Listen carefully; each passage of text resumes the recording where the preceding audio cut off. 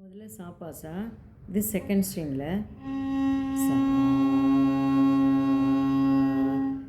First string பா, அப்புறம் middle 2 ஃபிங்கர்ஸில் இந்த மாதிரி வச்சுக்கணும். மிடில் 2 ஃபிங்கர்ஸில் தம் ஃபிங்கர் கீழே இருக்கணும்.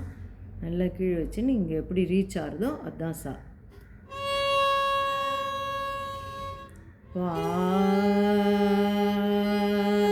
சா, தேர்ட் ஸ்ட்ரிங்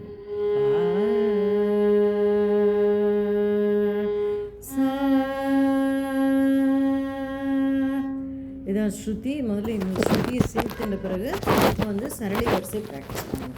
சரளி வரிசை எப்படி பண்ணணும் அப்படின்னு, இது டவுன் சொல்லுவோம். நல்ல டவுன், அதாவது இங்கேலேருந்து ரொம்ப கீழேருந்து இப்படி ரொம்ப கிட்டக்கு வச்சு வாசிச்சாக்கா அது மாயாமாலகளோட பிளேஸ். இன்னும் கொஞ்சம் எல்லாம் மேலே போயிடுத்துன்னா வேறு ராகம் கேட்கும். ஸோ நம்ம கீழே வச்சு ரீ தாவும் வாசிக்கணும். இப்போ சா வந்து ஓப்பன் ஸ்ட்ரிங் சா,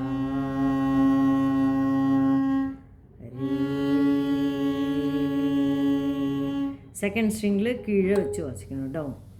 க க வந்து ரீலேருந்து இவ்வளோ கேப் இருக்கணும். க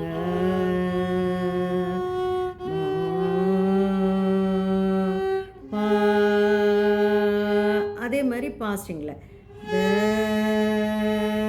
அதே கேப் நீ சா.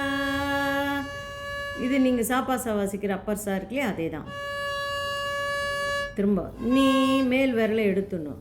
நீ சா வாசிக்கிறச்சு 2 விரலை சேர்த்து வைக்கணும். சா நீ. இப்போ தா கீழே த பா மா. மா வந்து எப்பொழுதும் சேர்த்து வச்சு வாசிக்கணும். இப்போ க க மேல் விரலை எடுத்துடணும்.